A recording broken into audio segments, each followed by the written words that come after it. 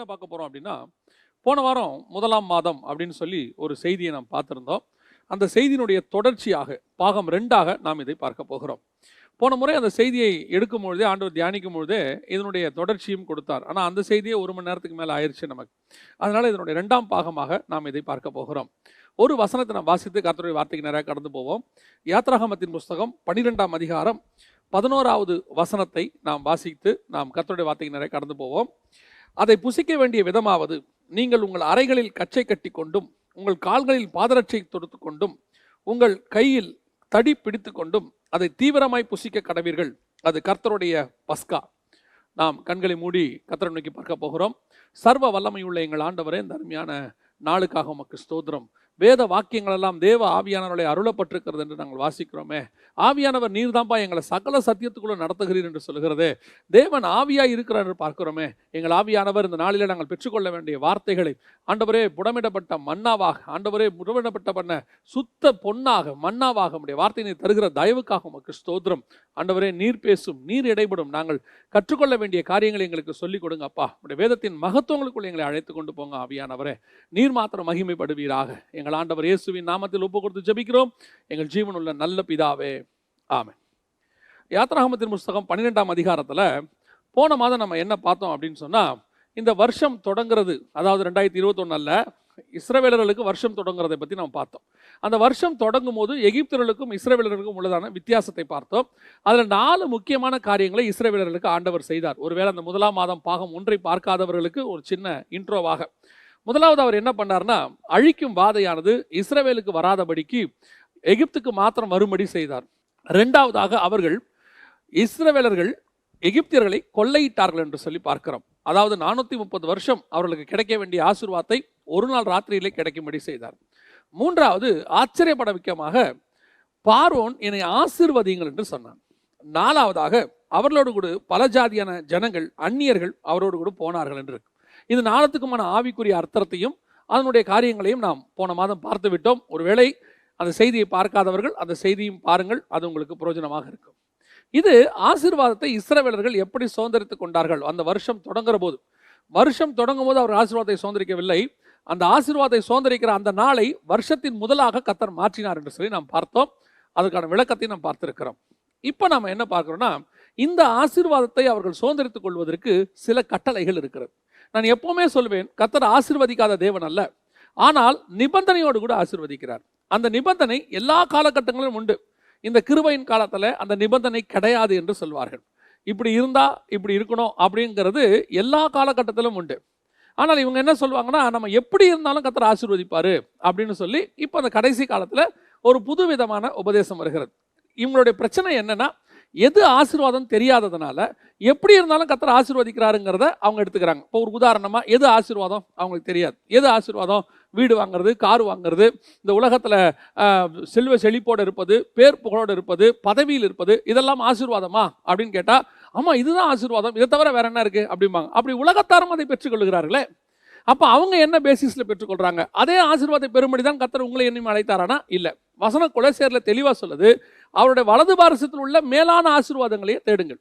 இது கீழானது இருக்கு பாருங்களேன், இதெல்லாம் கூட கொடுக்கப்படுறது. நீங்கள் இதுக்கு எப்படி இருந்தாலும் பெற்றுக்கொள்ளலாம். உலகத்தானா இருந்தாலும் பெற்றுக்கொள்ளலாம், பாவியா இருந்தாலும். பாவியும் அரசனாகிறதுக்கு வாய்ப்பு இருக்கிறது. எத்தனையோ அக்கிரம் செய்கிறவர்கள் கோடீஸ்வரனாக மாறுகிறார்கள். எத்தனையோ பாவம் செய்கிறவர்களுக்கு நல்ல பேர் கிடைத்து பெரிய புகழில் வந்து உட்கார்றாங்க. அதெல்லாம் இல்லை. நமக்கு கொடுக்குற ஆசீர்வாதம் என்பது என்டையர்லி டிஃப்ரெண்ட். அதை சுதந்திரிப்பதற்கு கண்டிப்பாக சில காரியங்கள் செய்ய வேண்டும். அதனால் இவங்க என்னன்னா, ஏன் நீங்கள் எதுவுமே செய்ய வேண்டாம், இந்த ஆசீர்வாதம்லாம் கிடைக்கும், பாருங்கள் நாங்கள் எவ்வளோ ஆசீர்வாதமாக இருக்கிறோம், BMW கார் வச்சுருக்கிறோம், ஜெட் ஃப்ளைட் வச்சுருக்கிறோம், நாங்கள் வந்து ஆசீர்வாதத்தை பற்றி பேசுகிறோம். இல்லை, அந்த ஆசீர்வாதத்தை சுதந்திரிப்பதற்கு நீங்கள் எப்படி இருக்க வேண்டாம், எப்படி வேணாலும் இருக்கலாம். ஆனால் ஆவிக்குரிய ஆசீர்வாதத்தை பெற்றுக்கொள்வதற்கு, மேலான ஆசீர்வாதத்தை பெற்றுக்கொள்வதற்கு நீங்கள் இப்படியெல்லாம் இருக்க வேண்டும் என்று வேதம் சொல்லுகிறது. அதைத்தான் நான் உங்களுக்கு சொல்லுகிறேன். இன்னைக்கு நம்ம என்ன பார்க்க போறோம்? இஸ்ரவேலர்களுக்கு கர்த்தர் சில நடைமுறைகளை வைத்தார்.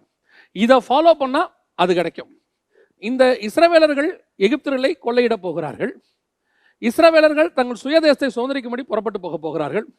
இஸ்ரவேலர்கள் அநேகரை ஆசீர்வதிக்கிறவர்களாய் மாறப்போகிறார்கள். இஸ்ரவேலர்கள் வேறுபாடுள்ள வாழ்க்கை, எகிப்தியர்களுக்கும் அவர்களுக்குமான டிஃபரன்சியேஷன் தெரிய போகிறது. அதாவது அழிவு அவர்களுக்கு வரும், இவர்களுக்கு வராது. இவ்வளத்தையும் இவங்க சுதந்திரிக்கணும்னா இவங்க என்ன செஞ்சா அதை சுதந்திரிக்கணும் அப்படின்னு கேட்டால், அதுக்கு முன்பாகவே ஒரு கட்டளையை கர்த்தர் வைக்கிறார். அதை தான் நம்ம 11வது வசனத்தில் வாசிக்கிறோம். அதை புசிக்க வேண்டிய விதமாவது, நீங்கள் உங்கள் அறைகளில் கச்சை கட்டி கொண்டு, 2வது உங்கள் கால்களில் பாதரட்சை தொடுத்து கொண்டு, 3வது அதை தீவிரமாய் கையில் தடி பிடித்து கொண்டு அதை தீவிரமாய் புசிக்க கடவீர்கள். ஒரு சாப்பிட்றதுக்கு எதெல்லாம் ப்ரொசீஜராக இருக்கக்கூடாதோ அவ்வளோத்தையும் கர்த்தர் ப்ரொசீஜராக சொல்கிறார். உதாரணமாக ஒரு நல்லா சாப்பிட்றவங்க பார்த்தீங்கன்னு சொன்னால் கொஞ்சம் இடுப்பு பெல்ட்டெல்லாம் ரிலாக்ஸ் பண்ணிக்கிட்டு தான் போய் உட்காருவோம். ஏன்னா நம்ம சாப்பிட போகிறோம், வயிறு அமுங்கக்கூடாது, நல்லா சாப்பிடணும், அதனால கொஞ்சம் ரிலாக்ஸ் பண்ணுவோம். சாப்பிட போகிறவங்க என்ன பண்ணுவோம், செருப்பெல்லாம் கழட்டி வச்சுட்டு ஃப்ரீயாக போய் நம்ம சாப்பிடுவோம்.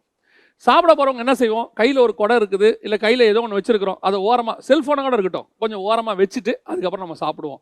ஆனால் கர்த்தர் இன்னைக்கு இல்லை, கிட்டத்தட்ட 4000 வருஷத்துக்கு முன்னாடி ஒரு ப்ரொசீஜர் சொல்கிறார். என்ன ப்ரொசீஜர் சொல்கிறாரு, உன் அறைகளிலே கச்சையை கட்டி கொண்டு கட்டிக்க சொல்கிறாரு.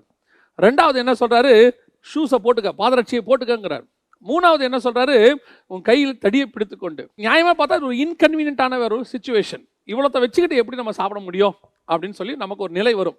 ஆனால் இதுக்கு பின்னாடி ஒரு மிகப்பெரியதான ஸ்பிரிச்சுவல் காரியம் இருக்கு.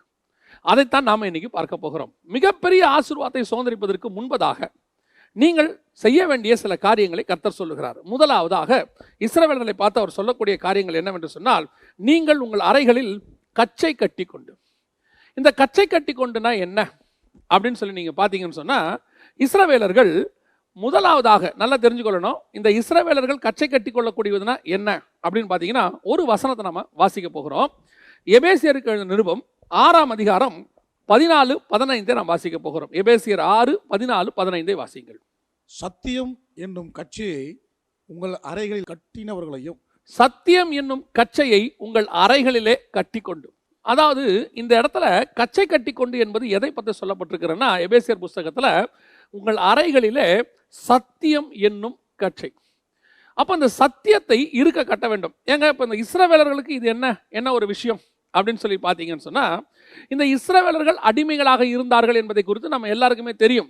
டீட்டெயிலாக பார்த்துருக்கிறோம். 430 வருஷம் அவர்கள் அங்கே இருந்தார்கள், அடிமைகளாக இருந்தார்கள். ஆனால் நல்லா கவனிச்சு கொள்ளுங்க, இஸ்ரவேலர்கள் எகிப்துக்கு அடிமையாக போகவில்லை. அதான் ரொம்ப முக்கியம். இஸ்ரவேலர்கள் எகிப்துக்கு போகும்போது ராஜா வீட்டுக்கு விருந்தாளியாக போனார்கள். ஒரு 70 பேர் போனார்கள். அவர்கள் பஞ்சத்திற்கு அரிசி வாங்கும்படி எல்லோரும் போகும்போது இவர்கள் மட்டும் யாரை பார்க்க போனார்கள், யோசேப்பை பார்க்க போனார்கள். யோசேப்பு யாரு, அந்த நாட்டினுடைய பிரதமர். அவர் தான் இவர்களை அழைக்கிறார். யாக்கோபு எல்லாரையும் கூட்டிகிட்டு வராரு. யாக்கோபு சாகிற வரைக்கும் அவர் அங்கதான் இருக்கிறாரு. இன்னும் சொல்ல போனா யோசேப்பு சாகிற வரைக்கும் அங்கதான் இருக்கிறார். அப்ப இஸ்ரவேலர்கள் முதலாக உள்ளே நுழையும் போது, எகிப்துக்குள் நுழையும் போது அடிமைகளாக நுழையவில்லை.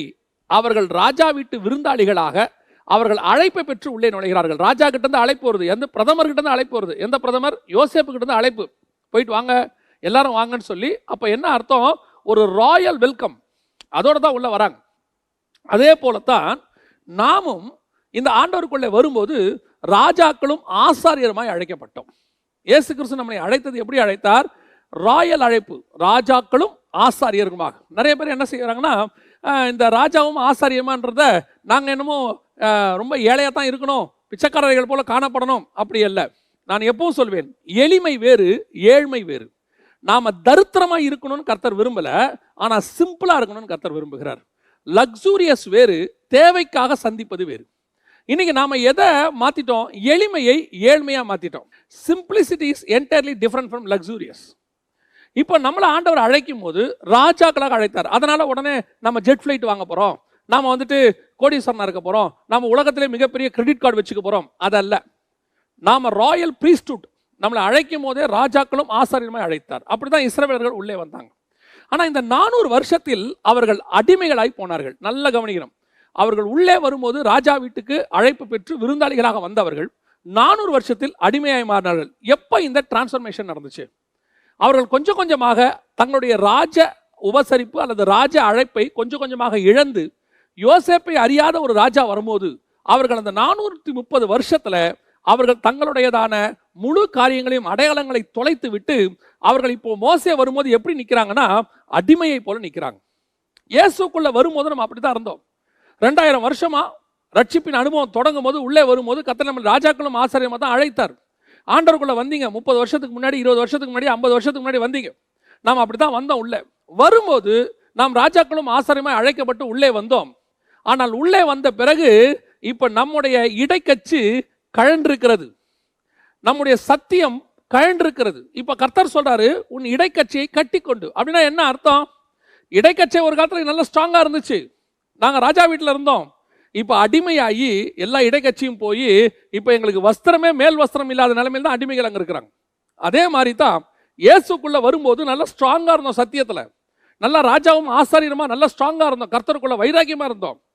வருக தாமதிக்க தாமதிக்க தாமதிக்க அவங்களுக்கு 400 வருஷம், நமக்கு ஒரு 40 வருஷம், அவங்களுக்கு 430 வருஷம், நமக்கு ஒரு 10 வருஷம் 15 வருஷம், கொஞ்சம் அப்படி வருக தாமதிக்க தாமதிக்க ஆட்டோமேட்டிக்கா நம்ம இடைக்கச்சை, சத்தியம் என்கிற இடைக்கச்சை கழண்டு விட்டது, லூஸ் ஆயிருச்சு. சத்தியத்துல கொஞ்சம் வீக் ஆயிட்டோம். கொஞ்சம் கொஞ்சமா சத்தியம் வீக் ஆகி இன்னைக்கு சத்தியம் எந்த அளவுல இருக்கு அப்படின்னு கேட்டீங்கன்னா இடைக்கச்சை முழுவதுமாக கழண்டு போச்சு. இப்ப புறப்படுற காலம் வந்துருச்சு. 430 வருஷம் கழிச்சு காலம் நிறைவேறின போது அவர்களை மீட்டு கொண்டு ஆண்டவர் போகிற இடத்துக்கு வந்துட்டாரு. ஆனால் மீட்கிற அன்னைக்கு கர்த்தர் சொல்றாரு, உன் இடைக்கச்சையை கட்டி கொண்டு. எப்பா, இந்த 430 வருஷத்துல அவன் எபிரேய முறைப்படி இருக்கக்கூடிய நியாயப்பிரமாணத்தை அவன் விட்டு விட்டான். நியாயப்பிரமாணத்தை விட்டு அவன் வெளியே போயிட்டான். உடனே நீங்க கேட்கலாம், அப்ப இஸ்ரவேலர்களுக்கு நியாயப்பிரமாணம் மோசே மூலமா தானே வந்துச்சு, அதுக்கப்புறம் அவங்களுக்கு நியாயப்பிரமாணம் அதுக்கு முன்னாடி இருந்துச்சா, அவங்களுக்கு தெரியுமா அப்படின்னு கேட்டீங்கன்னா, ஆதியாகமத்தின் புஸ்தகம் 25ஆம் அதிகாரம் 4வது வசனம் சொல்லுகிறது, ஆபிரகாம் என் சொல்லுக்கு கீழ்ப்படிந்து என் விதிகளையும் என் கற்பனைகளையும் என் நியமங்களையும் என் பிரமாணங்களையும் கை கொண்டபடியினாலே. அப்ப நியாயப்பிரமாணத்தை ஆபிரகாமுக்கு ஃபர்ஸ்டே சொல்லி கொடுத்துட்டாரு, அதை ஆபிரகாம் ஃபாலோ பண்ணியிருக்கிறாரு. வசனம் சொல்லுது, என் விதிகளையும் என் கற்பனைகளையும் என் நியமங்களையும் என் பிரமாணங்களையும் கை கொண்டபடியினால். அவன் கை கொண்டிருக்கிறான். இப்ப ஆபிரகாம்ல இருந்து இந்த நியாயப்பிரமாணம் யாருக்கு வருது? ஈசாக்குக்கு வருது. ஏன்னா ஆண்டவர் சொல்லும் போது ஈசாக்கு கிட்ட தான் சொல்றாரு, ஈசாக்குக்கு வருது. ஈசாக்குல இருந்து யாருக்கு வருது? யாக்கோபுக்கு வருது. யாக்கோப்ல இருந்து யாருக்கு வருது? இஸ்ரவேலர்கள், அவங்களுடைய 12 கோத்திரத்துக்கு வருது. இந்த 12 கோத்திரத்துக்கும் இந்த நியாயப்பிரமாணத்தை பத்தி சொல்லும் போது யாக்கோபுக்கு அதை பத்தினதான ஸ்பிரிச்சுவல் அறிவு இருந்திருக்குமா அப்படின்னு கேட்டீங்கன்னா, நான் ரொம்ப பிரமிக்கிறதான ஒரு விஷயம் என்னன்னா, 49ஆம் அதிகாரம் ஆதியாகமத்தின் புத்தகத்தை நீங்கள் வாசிக்கும் போது 1வது வசனத்தில் அவர் சொல்றாரு, யாக்கோபு தன் குமாரரை அழைத்து, நீங்கள் கூடி வாருங்கள், கடைசி நாட்களில் உங்களுக்கு நேரிடும் காரியங்களை அறிவிப்பேன். என் டைம்ல நடக்கிறத பத்தி அவர் பேசுறாரு அந்த இடத்துல. என் டைம்னா என்ன? என் டைம் அவருடைய என் டைம் இல்ல. என் டைம்னா அந்த 12 கோத்திரத்துடைய என் டைம் இல்ல. இவர் எதை பத்தி பேசுறாரு தெரியுங்களா? உலகத்தினுடைய என் டைம். இன்னைக்கு நிறைய பேர் சொல்லிட்டு இருக்காங்க, என் டைம் பத்தி பேசாதீங்க, என் டைம் பத்தி பேசாதீங்கன்னு. என் டைம் பத்தி யாக்கோபே பேசியிருக்கிறாரு, என் டைம் பத்தி ஏனோக்கு பேசியிருக்கிறாரு, என் டைம் பத்தி நோவாவும் பேசியிருக்கிறாரு. இப்ப யாக்கோபு சொல்றாரு, வாங்கப்பா கடைசி காலத்துல நடக்கிறத பத்தி நான் உங்களுக்கு போதிக்கிறேன், ப்ராஃபஸி சொல்றேங்கிறாரு. அப்ப அவருக்கு அப்பவே மொத்த ப்ராஃபஸியும் தெரியுது, அவ்வளோ ஸ்பிரிச்சுவல். அந்த ஸ்பிரிச்சுவாலிட்டி அப்படியே அந்த 12 கோத்திரத்துக்கு வருது, யோசேப்புக்கு வருது, யூதாக்கு வருது, எல்லாரும் வருது. அதனாலதான் அவர்கள் ஆசாரிய கூட்டமாய் மாறுகிறார்கள்.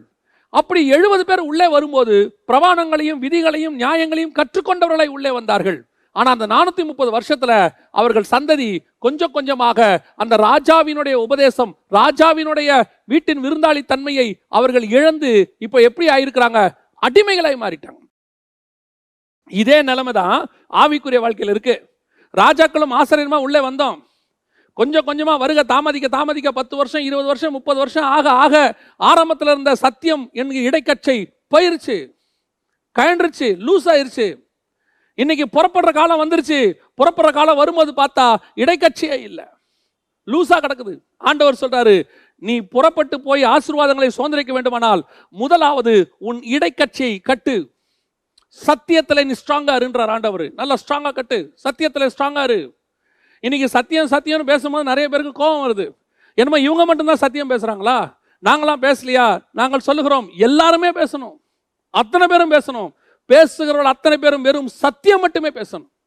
சத்தியத்தை தாண்டி உலக பிரகாரமான காரியங்களை பேசுவதை தவிர்த்து, மனுஷ கற்பனைகளை பேசுவதை விடுத்து, களியாட்டங்களுக்கு முக்கியத்துவம் கொடுப்பதை விடுத்து, சபைகளுக்குள்ளே ஆட்டத்துக்கும் குதித்தலுக்கும் விசிலடிக்கிறதுக்கும் எல்லாத்தையும் ஒதுக்கி தள்ளிட்டு வெறும் சத்தியத்தை பேசக்கூடிய சபைகளாக அத்தனையும் மாறினால் நலமாயிருக்கும். காரணம், புறப்படுகிற காலம் வந்து விட்டது. இடைக்கச்சை லூசா இருக்கு. சத்தியம் அப்படியே கொஞ்சம் கொஞ்சமா சபைகளில் குறைஞ்சி போயிட்டே இருக்கு. 45 நிமிஷம் எப்படியாவது அந்த நேரத்தை, செய்தி நேரத்தை ஓட்டிட்டா போதும், எப்படியாவது செய்தி நேரத்தை கடந்து போயிட்டா போதும். ஏதாவது 4 கதை முன்னாடி உட்காந்து ப்ரிப்பரேஷன் கிடையாது. முன்னாடி உட்காந்து ஆண்டவருக்கு கொடுக்க வேண்டிய ஆண்டவர்கிட்ட போயிட்டு, ஆண்டவரே நாளைக்கு நான் என்ன கர்த்தருடைய வார்த்தை கொடுக்கணும் கிடையாது. ஒரு பிரபல ஊழியர் எனக்கு தெரிந்து தன்னுடைய சபைக்கு செய்தி கொடுக்க வரும்போது அங்கே ட்ரம் வாசிக்கிற பையனை கூப்பிட்டு கேட்கிறார். அவன் வாசிக்கிட்டே இருக்கிறான். தம்பி ஒரு வசனம் சொல்லுப்பா. அவன் வசனம் சொல்றான். சொன்ன உடனே மேலே ஏறி சொல்றாரு, ராத்திரி முழுவதும் காத்திருந்து கர்த்தர் எனக்கு இந்த வாக்குத்தத்த வசனத்தை கொடுத்தார். பொய், சத்தியம் என்கிற இடைக்கச்சை கழண்டு போயிருக்கிறது. உன் இடைக்கச்சையே கழண்டு இருக்குமானால் உன் பிள்ளைகளின் இடைக்கச்சை எப்படி இருக்கும்? கர்த்தர் உன்னை நம்பி கொடுத்த ஆடு எப்படி இருக்கும்? சத்தியத்தை கர்த்தர் சொல்றார், இடைக்கச்சை இருக்க கட்டுப்பா. 430 வருஷத்துல உங்க இடைக்கச்சை லூஸ் ஆயிடுச்சுப்பா. அப்படியே வருக தாமதிக்க தாமதிக்க கர்த்தருடைய வசனம் சொல்லுது, தாமதிக்கிறார் என்று சொல்லுகிறவர் தம்முடைய வாக்கு தத்தத்தை குறித்து தாமதமாக இராமல் எல்லாரும் மனம் திரும்ப வேண்டும் என்று நீடிய பொறுமை உள்ளவர். இப்ப என்ன காரணம் இருக்கு தெரியுமா? நாமளே கொஞ்சம் ஆயத்தமாக வேண்டியிருக்கு. ஏன்? லூசா இருக்கு பெல்ட். சத்தியத்துல இடைக்கச்சை கட்டுங்க. இதுதான் பிரயாணத்துக்கான மிக முக்கியமானது. எல்லா ஆசீர்வாதம் கர்த்தர் வச்சிருக்கிறார்.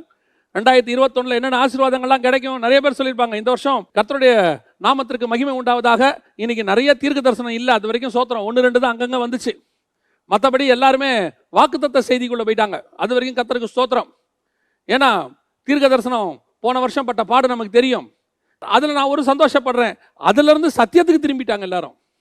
தீர்க்க தரிசனம் சொல்றதுக்கு பதிலாக இப்ப எல்லாம் கொஞ்சம் உட்காந்து தியானிச்சு வசனம் கொடுத்துருக்காங்க. அது வரைக்கும் கர்த்தருக்கு ஸ்தோத்திரம்.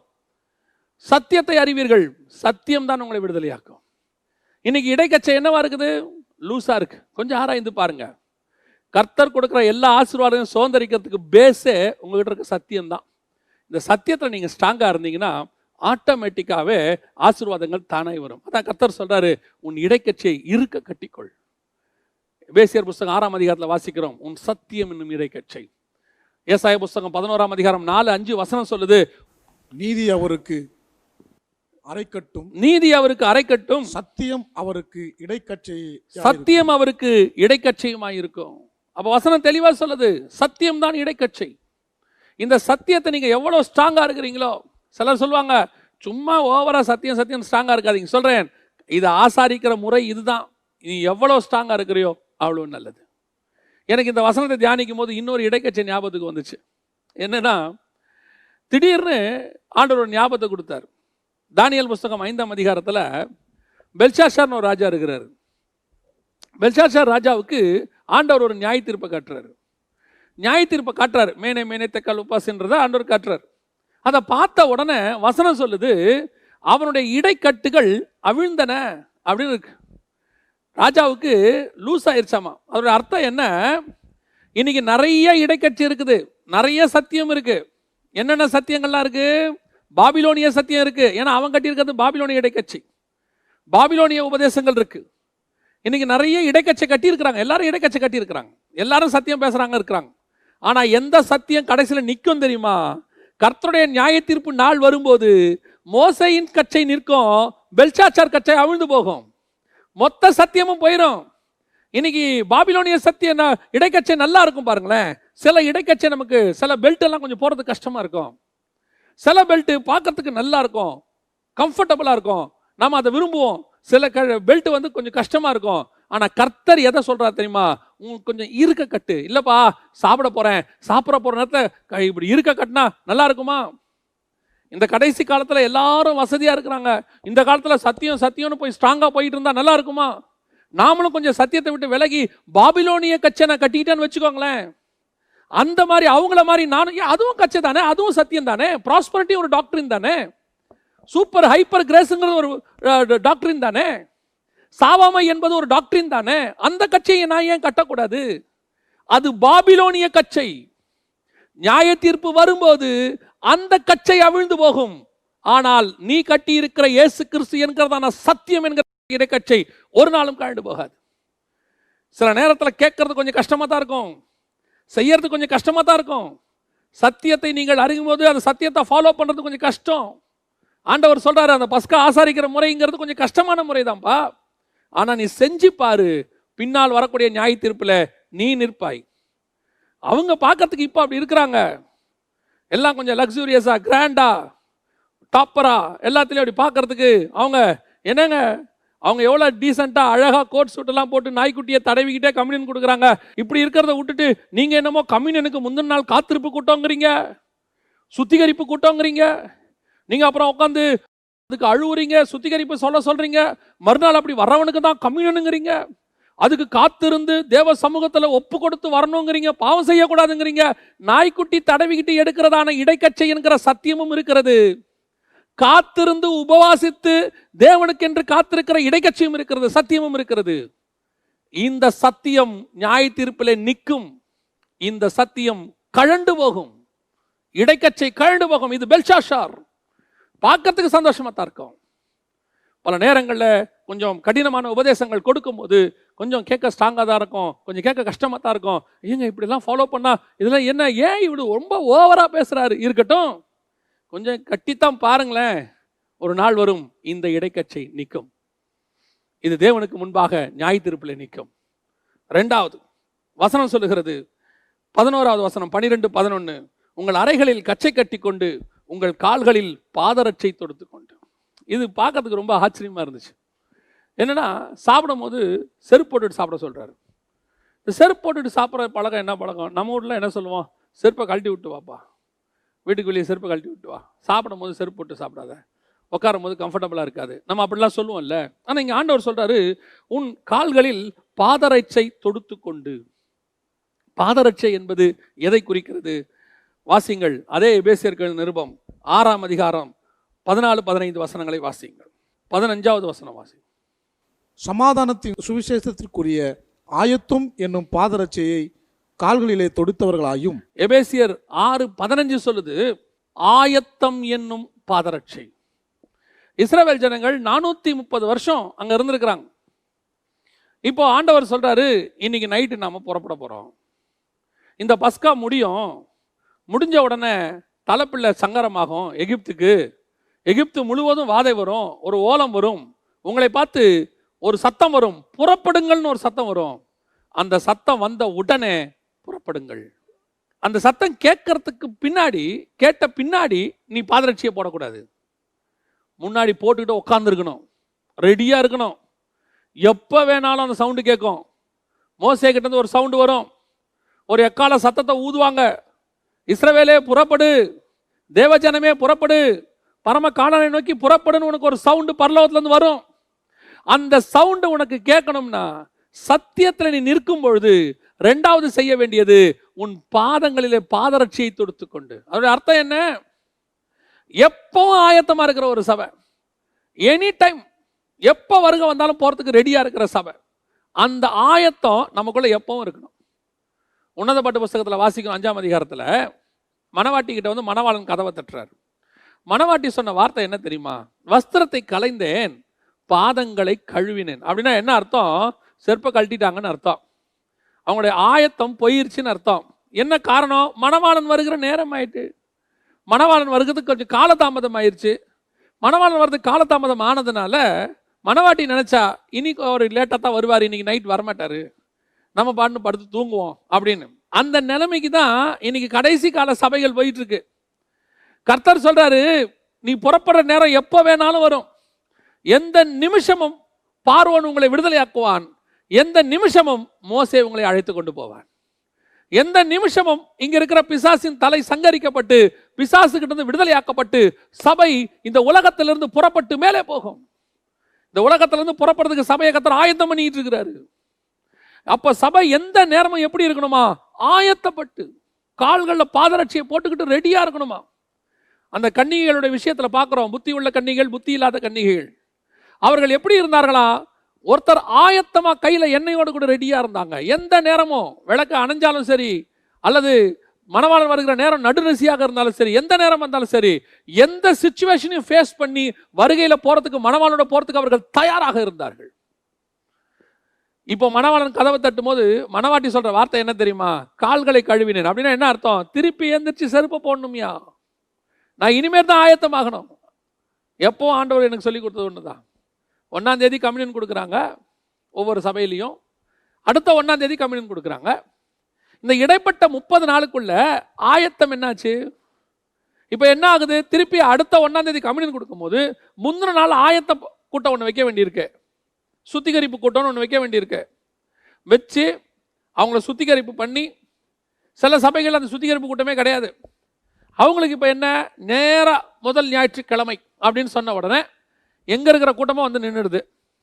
வந்து நின்று அந்த கம்யூனியனை வாங்குறாங்க. என்ன ஆயத்தம் இருக்கு? ஆயத்தம் இல்லாமல் எப்படி அந்த கம்யூனியனை வாங்குறீங்க? ஒரு சிலருக்கு இருதயத்தில் வாதை வருகிறது. கையில் வச்சுக்கிட்டு கண்ணை மூடிக்கிட்டு, ஆண்டவரே இந்த ஒரு மாதம் செஞ்ச பாவத்தெல்லாம் பார்க்குறாங்க.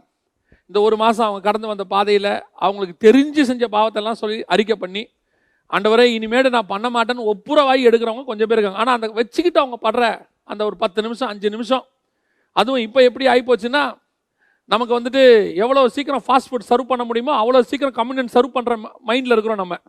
ஏன்னா 5000 பேர் 10,000 பேர் இருக்கிறதுனால குடு குடு குடு வேகமாக கொடு. அதுவும் நம்ம இப்போ வந்து எல்லாருக்கும் கப்பை ஹைஜீனிக்ன்ற மெத்தடில் கப்பை குட்டி குட்டியாக மாற்றி எல்லாத்தையும் ஆளுக்கு டிஸ்ட்ரிபியூட் பண்ணு, குடு குடு. இப்போ என்ன இருக்குது? எல்லாம் வேகமாக வாங்கி வாயில் போடு, வேகமாக வாங்கி வாயில் ஊற்று. இப்போ அது என்னாச்சு? சடங்காச்சாரம் ஆயிடுச்சு. வெல்கம் ட்ரிங்க் கொடுக்குற மாதிரி ஆயிடுச்சு கம்யூனியன் வர வர. அவனுக்கு ஆயத்தத்துக்கும் நேரம் இல்லை. முந்தியாவது என்ன செய்வாங்கன்னா, கொஞ்சம் ஒரு அந்த ஆராதனையாவது ஆயத்த ஆராதனையாக வச்சுருப்பாங்க, சுத்திகரிப்பு ஆராதனையாக வச்சுருப்பாங்க. அந்த ஆராதனை 1 மணி நேரத்துலேயாவது அவன் ரெடி ஆவான். இப்போ அதுக்கும் வழி இல்லை போங்க.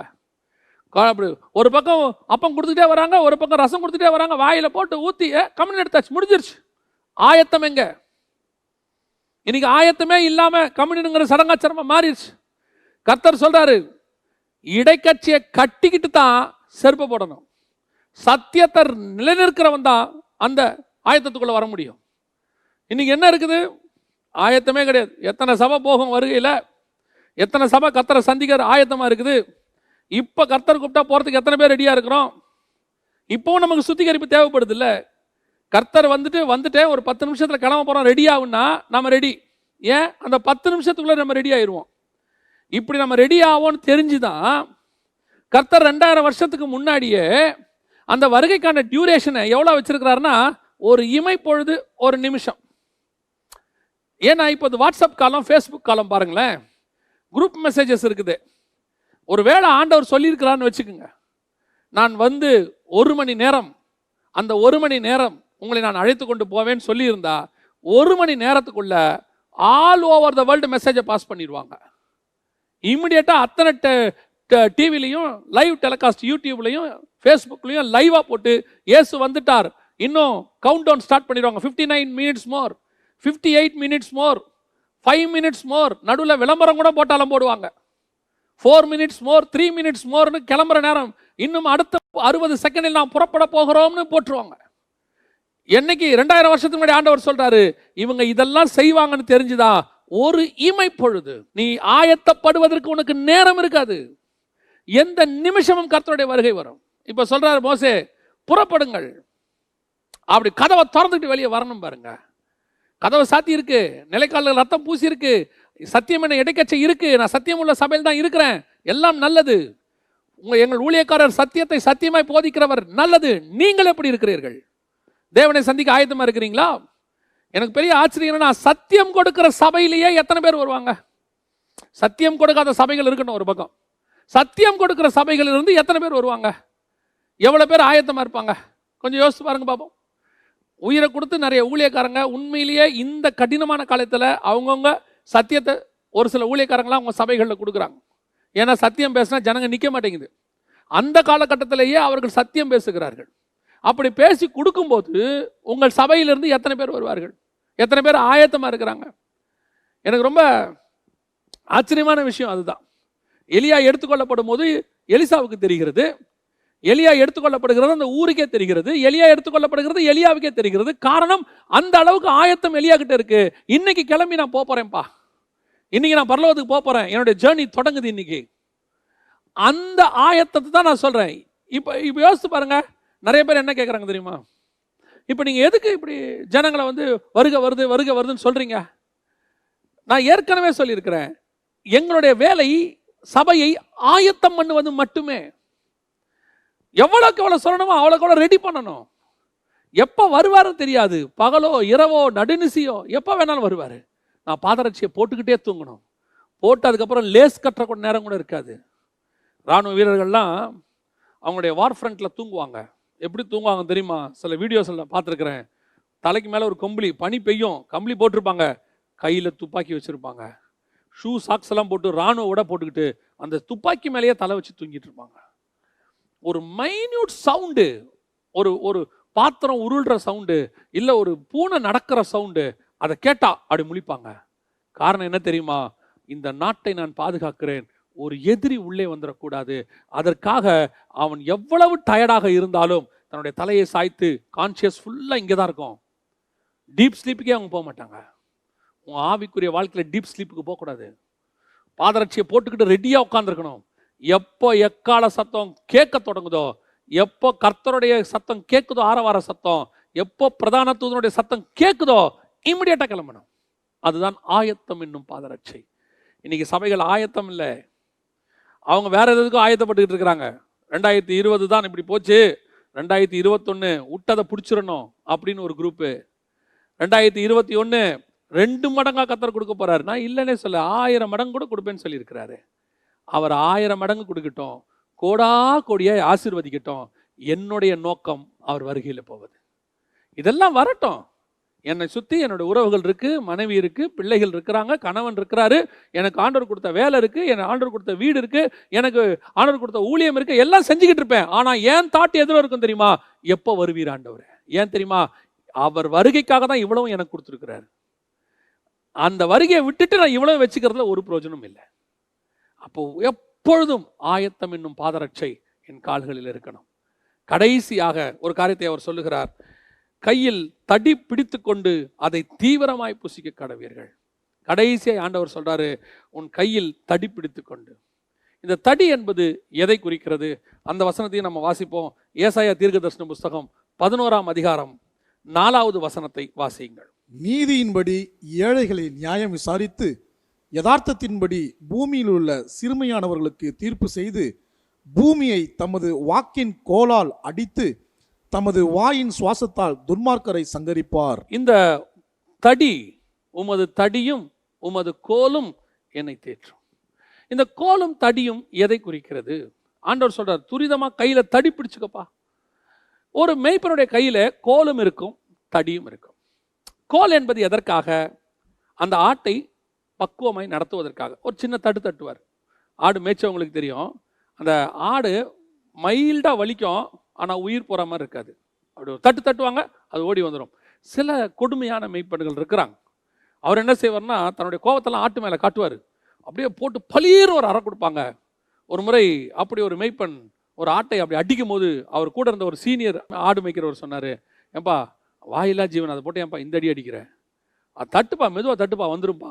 நிறைய மெய்ப்பர்கள் அடிக்காமையே ஓட்டுறவங்களா இருக்கிறாங்க. பேச்சு சவுண்டிலே ஓட்டுவாங்க. அது ஒரு விதம். இந்த கோல் என்பது எதற்காக, பொதுவாக எதுக்காக அப்படின்னா, அது சும்மா தட்டி தட்டி ஓட்டிட்டு வரத்துக்கு. ரெண்டாவது தடி. தடி என்பது என்ன?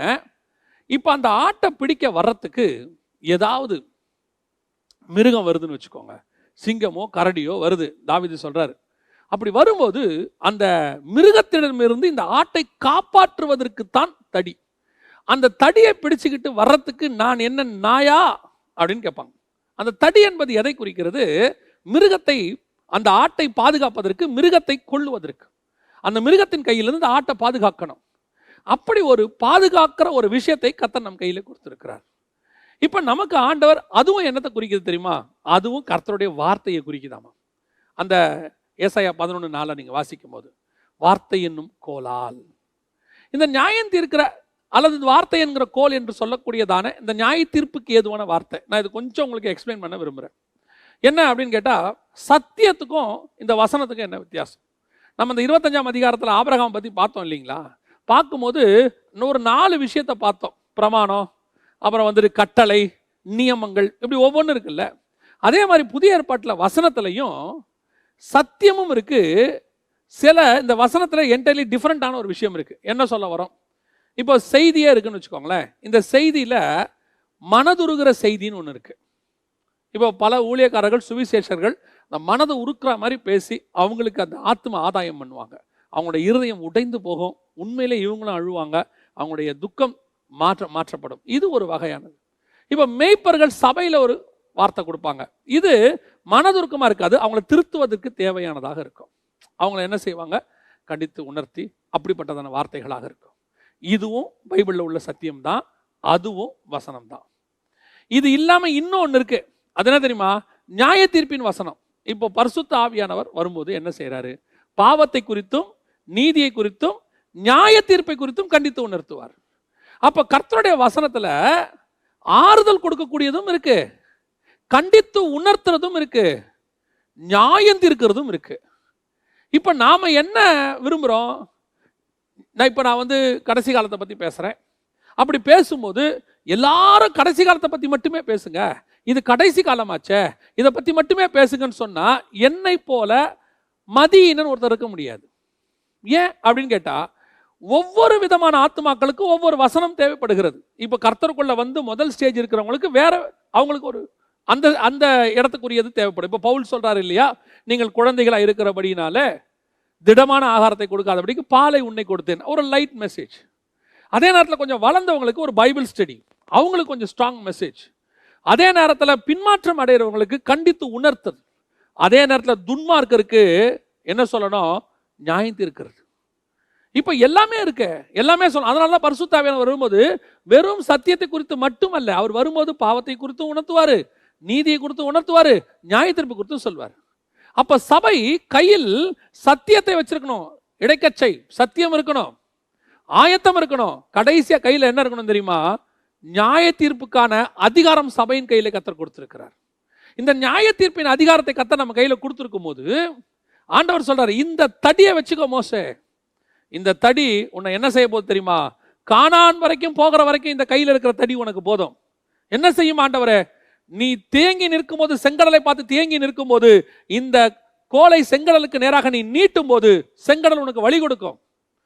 இதே செங்கடலை நீ திருப்பி கோலை நீட்டும் போது உனக்கு விரோதமாய் வருகிற துன்மார்க்கரை அதில் அழித்து போடும்.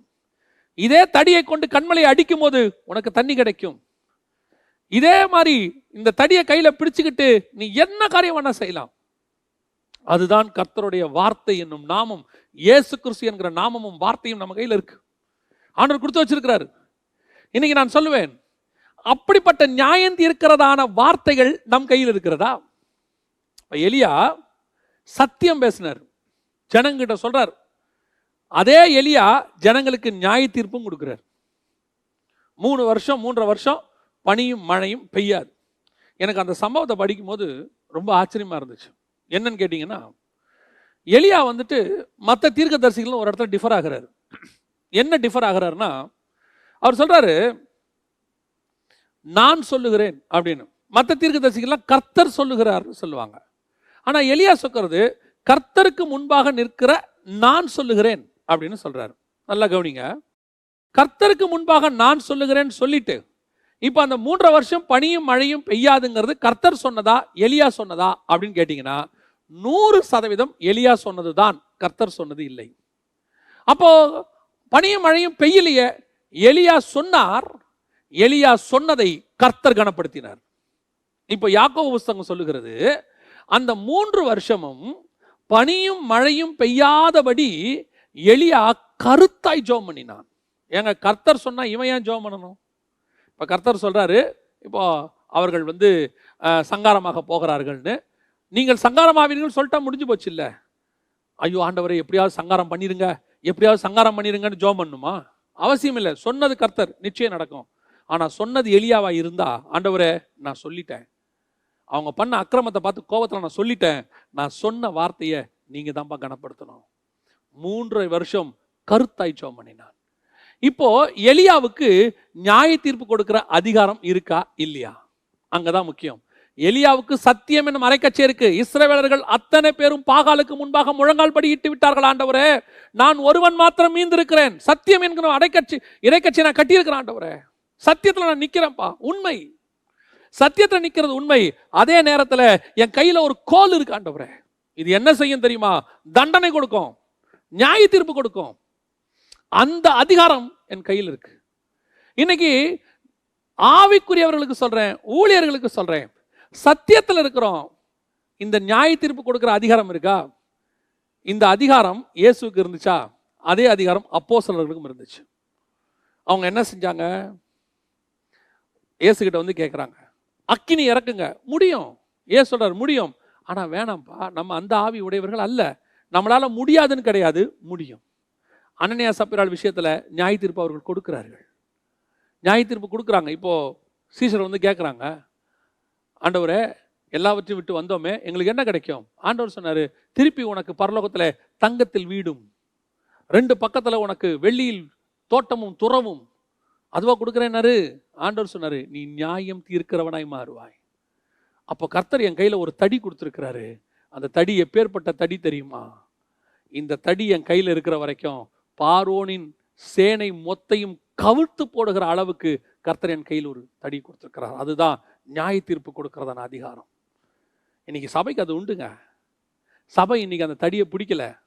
இப்போ என்ன சொல்றீங்க? எல்லாரும் அழிக்க சொல்றீங்களா? இல்லை இல்லை, நான் சொல்ல வரதை சரியா புரிஞ்சுக்கோ. ஒரு காலத்துல ஒரு ஊழியர் ஒருத்தனை பார்த்து, நீ நீ நீ வாழ்க்கையில் முன்னேற மாட்டேன்னு சொன்னார்னா அவன் முன்னேற மாட்டான். நடக்கும். நான் ஒரு உதாரணத்தை உங்களுக்கு சொல்கிறேன், நடந்த உதாரணம் தான் உங்களுக்கு சொல்கிறேன். ஒரு பெரிய, இது நான் சொல்கிறது காவல் கிணறு பக்கம் நம்ம நாகர்கோயில் போகிற வழியில் நடந்ததான ஒரு சம்பவம், நிஜ சம்பவம். அங்கே இந்த விண்மில் காற்றாலை வைப்பாங்க. அந்த காற்றாலையை ரொம்ப செலவு பண்ணி வைப்பாங்க. அப்போது ஒரு காற்றாலையை கொண்டு வந்து வைக்க போகிறாங்க. வைக்கும் போது அதோடைய அடிவாரத்தில் சபை இருக்குது. அந்த சபையை சொந்தமாக கட்டி ஒரு ஊழியர் நடத்திக்கிட்டு இருக்கிறார். இப்போ இவங்க வைக்க போகிறாங்க. அப்போ அந்த ஊழியர் சொல்கிறாரு, இங்கே வைக்காதீங்க, உங்களுக்கு அவ்வளோ இடம் இருக்குது, நீங்கள் பக்கத்தில் போய் எங்கேயாவது வச்சுக்கோங்க. இதுலேருந்து வரக்கூடியதான கழிவுகள், அது சுற்றும் போது வரக்கூடிய கிரீஸு, அந்த மாதிரி காரியங்கள் எல்லாம் சபை மேலே, இங்கே மக்கள் மேலே விழும், கொஞ்சம் தள்ளி வச்சுக்கோங்க. ஆல்ரெடி சபை கட்டிட்டோம் எல்லாம் சொல்லி பொறுமையாக சொன்னாலும் கேட்கல. இங்கே தான் வைப்போம். என்ன பண்ணுவீங்க? பெரிய கம்பெனிக்காரங்க, ஜப்பான்காரங்க, கோடிக்கணக்கான பணம் வைத்திருக்கிறவர்கள், இங்கே தான் ஏன் வைப்போம், என்ன பண்ணுவீங்க? அந்த ஊழியர் சொன்னார், வைங்க, ஆனால் அது ஓடாதுன்னாரு. நடந்த சம்பவம். அந்த ஏரியாவில் இருக்கிற மொத்தமும் ஓடும், அந்த ஒன்று மட்டும் ஓடாது. ஒன்று மட்டும் ஓடாது. அவர்கள் ஜப்பானிலிருந்து விஞ்ஞானிகளை கூட்டு வந்தாங்க, டெக்னீஷியன்ஸை கூட்டு வந்தாங்க, செக் பண்ணாங்க, எல்லாம் பண்ணாங்க. ஏன் ஓடலை? கண்டே பிடிக்க முடியல. கடைசி வரைக்கும் கண்டே பிடிக்க முடியல. கடைசியா அதை கழட்டி இது வேஸ்ட் அப்படின்னு சொல்லிட்டு கொண்டு போயிட்டாங்க. அந்த சபைக்கு பக்கத்தில் மட்டும் அந்த காற்றாலை இருக்காது. காரணம் என்ன தெரியுமா? அந்த ஊழியன் வாயில சொன்னது நியாய தீர்ப்பு. அந்த கோலைத்தான் கர்த்தர் நம் கையில் கொடுத்திருக்கிறார். அடுத்தவன் அழிவுக்கு அல்ல, நம்முடைய பாதுகாப்புக்கு. திருப்பி சொல்றேன், நம்முடைய வேலை ஆட்டை கொள்ளுவதல்ல, ஆட்டை கொள்ள வரக்கூடிய மிருகத்திலிருந்து ஆட்டை காப்பாற்றுவதற்கு அந்த நியாய தீர்ப்பை கர்த்தர் கொடுத்திருக்கிறார். அதைத்தான் சொல்ல வரேன். இன்னைக்கு நிறைய ஊழியர்கள் தீர்க்க தரிசனம் சொன்னாங்க, நடக்கல. நீங்க எல்லாம் சொல்றோம், நிறைய பேர் நிறைய ஊழியர்களை கேவலப்படுத்துறாங்க. என்ன சொல்றாங்க? அவங்க தீர்க்க தரிசனம் சொன்னாங்க நடக்கலையே, தீர்க்க தரிசனம் சொன்னாங்க நடக்கலையே. அதெல்லாம் விட்டுருவோம். நான் அந்த இடத்துக்கே வரல. நான் வேற ஒன்று சொல்ல வராதில்ல. ஒருவேளை அவர்கள் மாம்சத்தில் சொல்லி இருந்தாலும், கர்த்தர் சொல்லாமல் எலியா மாதிரி மாம்சத்தில் சொல்லி இருந்தாலும், அவர்கள் சத்தியம் என்னும் இடைக்கச்சையை கரெக்டா கட்டி இருந்தாங்கன்னா அவர்கள் சொன்ன இந்த நியாய தீர்ப்பு வசனம் நிறைவேறும். அதைத்தான் நான் சொல்ல வரேன். நீங்க ஒன்று சொல்லி, நீங்க கர்த்தரோட சஞ்சரிக்கிற மனுஷனா இருந்து, கர்த்தர் உங்களை நேசிக்கிறாரு, நீங்க சொல்றத கர்த்தர் கனப்படுத்துறாருன்னா, நீங்க சொல்லி மனுஷனுடைய வார்த்தையை கேட்டு தேவன் இப்படி செய்தது இதுதான் முதல் தடவை அப்படின்னு பைபிள் சொல்லுது. அதாவது சூரியன் பாகை பின்னாடி போக சொல்றாரு. அப்ப வசனம் சொல்லுது, ஒரு மனுஷனுடைய வார்த்தையை கேட்டு. யோசுவா சொல்றாரு, அங்கே நிக்கட்டும், ஒரு மனுஷனுடைய வார்த்தையை கேட்டு. அப்ப கர்த்தர் மனுஷனுடைய வார்த்தைக்கு முக்கியத்துவம் கொடுக்கிறார். அது நியாய தீர்ப்பாக இருந்தால் முக்கியத்துவம் கொடுக்கிறார். ஆனால் நாம் யாரா இருக்கணும்? சத்தியத்தில் இடைக்கச்சை கட்டினவர்களா இருக்கணும். சும்மா இஷ்டத்துக்கு. நீங்க நிறைய விசுவாசிகள் எங்ககிட்ட கேட்கறாங்க, எங்க பாஸ்டர் எங்களை சபிச்சுறாரு. பயம் நிறைய பேருக்கு. ஊழியக்காரங்கிட்ட சாபம் வாங்கிட்டா என்ன ஆகும்? அப்போ இப்ப நீங்க சொல்றபடி ஊழியக்காரங்க சபிச்சா அது சாபமா? திருப்பியும் சொல்றேன், அந்த ஊழியன் சத்தியத்தில் இடைக்கச்சை கட்டினவனா இருந்தால், சத்தியத்தில் கரெக்டா நிக்கிறவன், வசனத்தின்படி வாழ்க்கையை ஓட்டுறவனா இருந்தால், அவன் வாயின் வார்த்தை நியாய தீர்ப்பா இருக்கும். சத்தியத்துல நிக்காம பணத்தாசை பிடிச்சவனா இருந்துகிட்டு, சத்தியத்துல நிக்காம பொருளாசை உடையவரா இருந்துகிட்டு, சத்தியத்துல நிக்காம உலக ஆசை உடையவரா இருந்துகிட்டு, ஆனா ஜனங்களை பயமுறுத்துவாங்க. ஊழியக்காரனுக்கு விரோதமா பேசாதீங்க, ஊழியக்காரனுக்கு விரோதமா அதை செய்யாதீங்க, இதை செய்யாதீங்க. ஒன்றும் நடக்காது. உன் வார்த்தையை கர்த்தர் கொஞ்சம் கூட மதிக்க மாட்டார். உன் மேல இருக்கிற அபிஷேகம் உண்மை, ஆனால் உனக்கு சத்தியம் என்கிற இடைக்கச்சை இல்லை. இல்லாத போது நீ சொல்றத கர்த்தர் எப்படி கேட்பாரு? பிழையாம எடுத்துக்கொள்ளுங்க. பிழையாம் சொன்னா அது நியாய தீர்ப்பு, பிழையாம் சபிச்சா அது சாபம். கர்த்தர் பிழையாம தடுக்கிறார் பாருங்க, போகாத பிழையாம். ஏன்? நீ சத்தியத்தில் நிக்கிற ஊழியக்காரன். பிழையாம் யார் தெரியுமா? இயேசு கிறிஸ்துவின் பிறப்பை முதலாவது சந்தித்தவன், கண்டவன் தரிசனத்துல. அதான் அவன் சொல்றான், யாக்கோபிலே ஒரு நட்சத்திரம் உதிக்கும். அப்பயே பர்ஃபெக்ட். இத்தனைக்கு அவன் இஸ்ரவேலுக்கு உள்ள இல்லை, இஸ்ரவேலுக்கு வெளியே இருக்கிறான். இஸ்ரவேலுக்கு உள்ள இருக்கிற தீர்க்கதரிசி கிடையாது பிழையாம், இஸ்ரவேலுக்கு வெளியே இருக்கிற தீர்க்கதரிசி. அவன் அவன் சொன்னா அது நடக்கும், அவன் சபிச்சா அது சாபம். அவன் புறப்படும் போது கர்த்தர் தடுக்கிறார், வேணாம் பிழையாம் போகாத. ஏன் இவனை தடுக்கணும்? அவன் சொன்னா ஒண்ணுமே நடக்காதுன்னா அவனை கர்த்தருடைய விட்றா. அவன் சொன்னா எதுவுமே நடக்காது, எதுக்கு அவனை தடுக்கணும்? அவன் சொன்னா அவன் சாபம் விட்டா அது சாபம், கர்த்தர் தடுக்கிறார் பாருங்க. ஆனா அதே பிழையாம் எப்ப ரெண்டாவது தடவை அவன் போகணும்னு முயற்சி பண்றானோ கர்த்தர் அவனை விட்டுட்டார். ஏன் தெரியுமா? அவன் சத்தியத்தை விட்டு விலகிட்டான். இதுக்கப்புறம் பிழையாம் என்ன சொன்னாலும் நடக்காது. சத்தியத்தில் இல்லாத ஊழியக்காரன் சபித்தால் அது சாபம் இல்லை. பொருளாசை இருக்கிற ஊழியக்காரன் சபித்தால் அது சாபம் இல்லை. அதான் உண்மை. இன்னைக்கு சத்தியம் என்கிற இடைக்கச்சை கிடையாது அவங்க கிட்ட. ஆனா கையில கோல் மட்டும் வச்சிருக்கிறாங்க. வச்சுக்கிட்டு நான் யார் தெரியுமா, ஊழியக்காரன் சொன்னா நடக்கும் தெரியுமா, நடக்காது. யார் சொன்னா நடக்கும் தெரியுமா? சத்தியத்துல ஸ்ட்ராங்கா இருந்து, கர்த்தருக்கு முன்பாக உண்மையா இருந்து, கர்த்தருக்கு முன்பாக நிற்கிற நான் சொல்லுகிறேன் அவன் சொன்னானா அந்த வார்த்தையை கர்த்தர் கனம் பண்ணுவார். ஆனா அப்படி சொல்றவன் ஒரு மனுஷனுடைய அழிவுக்கு காரணமா சொல்லவே மாட்டான்.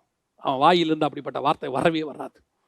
இல்லைன்னா இந்த பேதுருவும் இந்த பவுலும் இந்த யோவானும் தங்களை ஜனங்க அந்த அடி அடிக்கும் போது அவ்வளோ நியாய தீர்ப்பு அதிகாரத்தை கையில வச்சிருக்கிறவங்க, அதே இயேசு கிட்ட அக்கினி இறக்கி கொன்று போடும் ஆண்டவரேன்னு சொன்னவங்க ஏன் அவங்கள அடிக்கும் போது மட்டும் அதை செய்யல? அவங்கள அடிக்கும் போது என்ன பண்ணிருக்கணும் நியாயமா? பட்டணங்கள் தோறும் பவுல் அடிக்கப்பட்டாரு, இறக்கி கொன்னு போடுங்கப்பான்னு கேட்கறாங்க. பேதுருவும் யோவானும் அக்கினி இறக்குங்கன்னு கேட்கறாங்க. அதே பேதுருவும் யோவானையும் பிடிச்சிக்கிட்டு போய் அடிக்கிறாங்க, சிறைச்சாலையில போடுறாங்க. நியாயமா என்ன பண்ணிருக்கணும்? அக்கினி இறக்கும் இயேசுவின் நாமத்தினால சொல்லி இருக்கணும். இல்ல, ஏன் சொல்லல?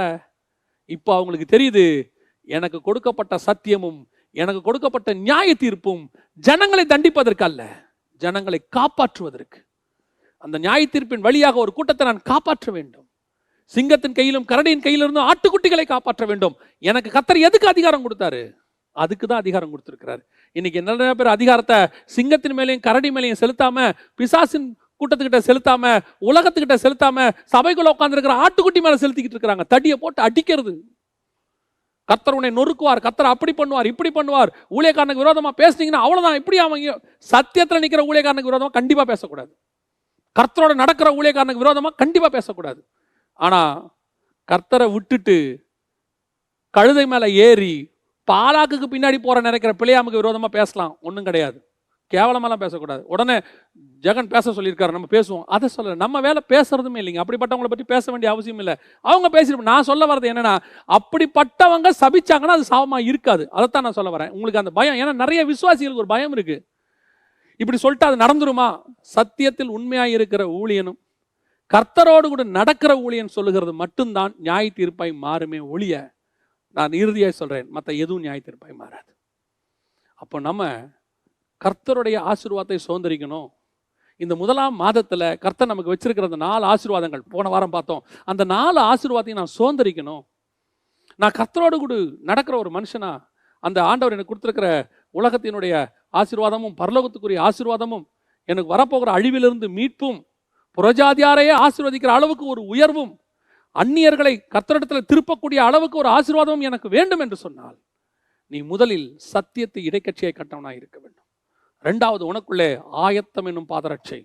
எப்பவும் கர்த்தரை சந்திக்கிறவன், எப்பவும் கர்த்தரை சந்திக்கிறவன் எப்படி இருப்பான் தெரியுமா? அப்படியே ரெடியாக இருந்துகிட்டே இருப்பான், வாசலை பார்த்துக்கிட்டே இருப்பான். சாப்பிடும் போது பல நேரங்களில் நாங்கள் ஊழியங்களுக்கு போவோம். ஊழியங்களுக்கு போகும்போது அந்த பேருந்தோ அல்லது ட்ரெயின்லேயோ போகும்போது எங்களுக்கு ஒரு 5-10 நிமிஷம் தான் இருக்கும், சாப்பிட நேரம் இருக்காது. அப்போ அந்த ரோட் சைடில் கடை நிற்கும். அந்த கடையில் போய் கேட்போம், என்ன இருக்குது சாப்பிட? உடனே அவர் சொல்லுவார், ஏதோ ஒன்று சொல்லுவார், அந்த இருக்கிறத கொடுங்க. ஏன்? பஸ் இன்னும் 10 நிமிஷம் தான் இருக்குது. அந்த டிரைவர்கிட்ட போய் சொல்லுவோம், ஐயா நாங்கள் சாப்பிட்டு வந்துடுறோம். அவர் சொல்லுவார், 10 நிமிஷத்துக்குள்ளே வந்துடுங்க சார். உடனே அதை சாப்பிட்டுக்கிட்டு ரோட்டில் இன்னும் சாப்பிடுவோம். சாப்பிடும் போதே அந்த பஸ்ஸையும் பார்த்துக்கிட்டே இருப்போம். அந்த கிளம்புற நேரம் வரும்போது அவர் ஒரு ஹார்ன் அடிப்பார், வாங் அப்படின்னு.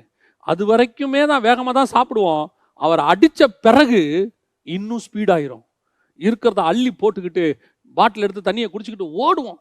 காரணம் என்ன தெரியுமா? அங்கே போயிட்டு ஹாயா 6 மணி உட்காந்து அந்த ரோட் சைடு கடைக்காரர்கிட்ட ஷூவெல்லாம் கழட்டி ஓரமாக வச்சுட்டு, சார் நாங்கள் சாப்பிட போகிறோம் அப்படின்னு இல்லை, என் பஸ் நிற்கிது, எந்த நேரம் அது புறப்பட்டு விடும். இந்த ஆயத்தத்தை தான் அவங்க பஸ்கா பூசிக்கிறாங்க. எந்த நேரமும் கர்த்தர் என்னை புறப்பட சொல்லுவார். செருப்பை போட்டுக்கிட்டு அப்படியே சாப்பிட்டுக்கிட்டு வாசலையே பார்க்குறான். எப்போ அந்த பஸ்கா கடந்து போகும், கர்த்தரிடந்து உத்தரவு வரும், புறப்படுங்கள்னு, உடனே டோரை திறந்துட்டு புறப்படணும். அந்த பஸ் ஹார்ன் எப்போ கேட்கணும் கேட்டுக்கிட்டே இருப்போம். அந்த டிரைவர் ஏறி உட்காந்துட்டாருன்னு தெரிஞ்சா இன்னும் வேகமாகும். அதைத்தான் சொல்ல வரேன். இந்த ஆயத்தம் நீங்கள் என்ன வேணால் செய்யுங்க, ஆனால் உங்கள் பார்வை அந்த வரப்போகிற வாகனத்தின் மேலே இருக்கணும். நீங்கள் என்ன வேணாலும் செய்யுங்க, நீங்கள் என்ன இந்த உலகத்தில் இருக்கிற எதை வேணாலும் சாப்பிடுங்க, ஆனால் உங்களுடைய கான்ஷியஸ் சாப்பிட்றதுல இருக்கக்கூடாது. சாப்பாட்டு மேலே இல்லை, என்னுடைய கான்ஷியஸ் நான் புறப்படுறத அது மேலே இருக்கணும். அதுதான் ஆயத்தம். இன்னைக்கு நம்ம ஆயத்தப்படுறோங்கிற பேரில், பஸ்காவை ஆயத்தம் பண்ணுறோங்கிற பேரில் போகிறத மறந்துட்டோம். அதுதான் நான் சொல்லுவேன். பஸ்கா ஆயத்தம் முக்கியம், அதை விட முக்கியம் போகணும். இதையும் ஆயத்தம் பண்ணணும், அதுக்கும் போகணும். You must be ready at any time, at any moment. கர்த்தருடைய வருகை எப்போ வேணாலும் சந்திக்கும். கடைசியாக கைகளிலே தடியை பிடித்து கொண்டு கடைசி வரைக்குங்க, நம்ம போய் சேர்ற வரைக்கும் கர்த்தருடைய நாமம் என்கிற அதிகாரத்தை கர்த்தர் நம்ம கையில் கொடுத்துருக்கிறார். நம்ம அதிகாரம் இல்லாத சபை கிடையாது, நாம் ஏதோ கூனி குறுக வேண்டிய சபை கிடையாது. நம்ம அடித்தா வாங்கிக்கிறோம், அது வேற விஷயம். அது கர்த்தர் நமக்கு நியமித்தது. ஆனால் ஆத்துமாக்களுக்கு ஒன்று என்று சொன்னால் இதே சபை எழும்பி நிற்கும். இதே நேரத்தில் கள்ள உபதேசம் சபைக்குள்ள வருதுன்னா நியாயம் தீர்க்கிற அதிகாரம் இருக்கணும். சில ஊழியர்கள் எழும்பி சில ஜனங்களை மோசம் போக்குறாங்கன்னா தைரியமா சொல்லணும், நியாய தீர்ப்பு கொடுக்கணும் அப்படிப்பட்ட ஊழியர்களுக்கு. அந்த மாதிரி சபை மாறணும். இப்படி நீங்க இருப்பீங்கன்னா கர்த்தர் சொன்ன அந்த 4 ஆசீர்வாதமும் தானாய் உங்களிடத்தில் வரும். நம்ம ஜெபிக்க போகிறோம். ஆண்டவர் நமக்கு இந்த வார்த்தையை இதை வாசிக்கும் போது ஆண்டவர் இந்த காரியத்தை சொன்னார், இதை நீ செய், அது உனக்கு கிடைக்கும். இப்போ நம்ம சத்தியத்துக்குள்ள ஸ்ட்ராங்கா வரப்போகிறோம். ஆயத்தம் என்னும் பாதரட்சியை தரிக்க போகிறோம். கைகளிலே தடியை நாம் பிடிக்க போகிறோம். எந்த நேரமும் நம்முடைய கானான் பிரயாணம் ஸ்டார்ட் ஆகும். நாம் ஜெபிக்கலாம். சர்வ வல்லமை உள்ள எங்கள் ஆண்டவரே, அருமையான நாளுக்காக உமக்கு ஸ்தோத்திரம். எங்களுக்கு நீர் கொடுத்திருக்கிறதான இந்த சத்தியம் என்கிற இடைக்கச்சைக்காக உமக்கு நன்றி ஆண்டவரே. தகப்பனே, எத்தனையோ பேர் இடைக்கச்சை கழன்றுச்சுப்பா. அவங்கெல்லாம் ஒரு காலத்தில் அந்த இடைக்கட்சியை அழகாக கட்டி, அந்த உபதேசத்தை அழகாக கட்டி உலக பிரகாரமாக பயங்கரமாக இருந்தாங்க ஆண்டவரே. ஒரு நாள் வரும்ப்பா, ஒரு நாள் நியாயத்தீர்ப்பு வரும் ஆண்டவரே. அந்த நியாயத்தீர்ப்பில் நீர் எங்களுக்கு கொடுத்த இந்த சத்தியம் என்கிற இடைக்கட்சை நிற்கும் ஆண்டவரே. இந்த உலக பிரகாரமான பாபிலோனிய இடைக்கட்சிகள், பெல்ஷாசாரின் இடைக்கட்சிகள் எல்லாம் அவிழ்ந்து போகும் ஆண்டவரே. நீர் அப்பொழுது எங்களுக்கு வித்தியாசத்தை காட்டுவீர் தகப்பனே. எங்களுடைய ஆயத்தம் ஒரு நாளும் சோர்ந்து போயிடக்கூடாதுப்பா. நீர் வரத்துக்கு எவ்வளவு தாமதமானாலும் எங்கள் சோர்வு மட்டும் வந்துடவே கூடாது. நாங்கள் பாதரட்சியை கழட்டிட்டு காலை கழுவினேன், சுத்தமாக்கினேன், நான் எப்படி அதை உடுப்பேன்னு கேட்குற இடத்துக்கு நான் வரவே கூடாது ஆண்டவரே. எப்பவும் போட்டுக்கிட்டு ரெடியாக இருக்கணும். எப்போ கதவு தட்டப்படுற சத்தம் கேட்குதோ, எப்போ எக்கால சத்தம் கேட்குதோ உடனடியாக போய் கதவை திறக்கிற ஒரு மனவாட்டியாக நான் இருக்கணும் ஆண்டவரே. கடைசியாக ஆண்டவரே, எங்கள் கைகளில் நீர் கொடுத்திருக்கிறதான அதிகாரம், எங்கள் கையில் நீர் கொடுத்திருக்கிறதான நியாய தீர்ப்புக்கான அதிகாரம், எங்கள் ஆடுகளை களவாட பார்க்கிற, மந்தையை தப்ப விடாத ஓநாய்கள் கையில் இருந்த ஆடுகளை பாதுகாக்கிற மிகப்பெரிய பொறுப்பை கடைசி காலத்தில் எங்களுக்கு தந்திருக்கிறீங்கப்பா. இதை நாங்கள் பிடித்து கொண்டு போய் எங்கள் ஆடுகளை பின்தொடர்கிற பார்வோனின் சேனைகளை நிர்மூலமாக்கவும், அவைகளை சமுத்திரத்தில் கவிழ்த்து போடவும், அதே வேளையில் எங்கள் ஆடுகளை தடுத்து பயமுறுத்துகிற செங்கடல்களை பிளக்கக்கூடிய அதிகாரத்தை நீர் எங்களுக்கு தந்திருக்கிறீரப்பா. இந்த தேசத்தில் எந்த ஆட்சி வந்தாலும் சரி, இந்த உலகத்தில் என்ன அழிவு வந்தாலும் சரி, இந்த உலகத்தில் என்ன வியாதி வந்தாலும் சரி, பஞ்சம் வந்தாலும் சரி, அவைகளுக்கு நடுவில் கடந்து போகிற அதிகாரத்தை எங்கள் கையில் நீர் கொடுத்திருக்கிறீர் ஆண்டவரே. உலகம் முழுவதும், தேசம் முழுவதும் பஞ்சம் வந்தாலும் எங்களுக்கு ஒரு விதவை வீட்டு நீர் ஆயத்தம் பண்ணி வைத்திருப்பீரப்பா. அந்த விதவை வீட்டிலே அந்த எண்ணெயையும் மாவையும் ஆசீர்வதிக்கிற அதிகாரத்தை எங்கள் கையில் நீர் கொடுத்து வச்சிருக்கிறீங்கப்பா. நாங்கள் இந்த தேசத்துக்கே ஆசீர்வாதமாக இருப்போம். கர்த்தர் நீர் அப்படி எங்களை வைத்ததுக்காக உமக்கு ஸ்தோத்திரம். இதை கேட்கிற அந்த வசனம் ஒவ்வொருத்தருக்கும் புரிய கர்த்தர் கிருபை பாராட்டும், ஆசீர்வதியும், வழி நடத்தும். இயேசுவின் நாமத்தில் பிதாவே, ஆமென்.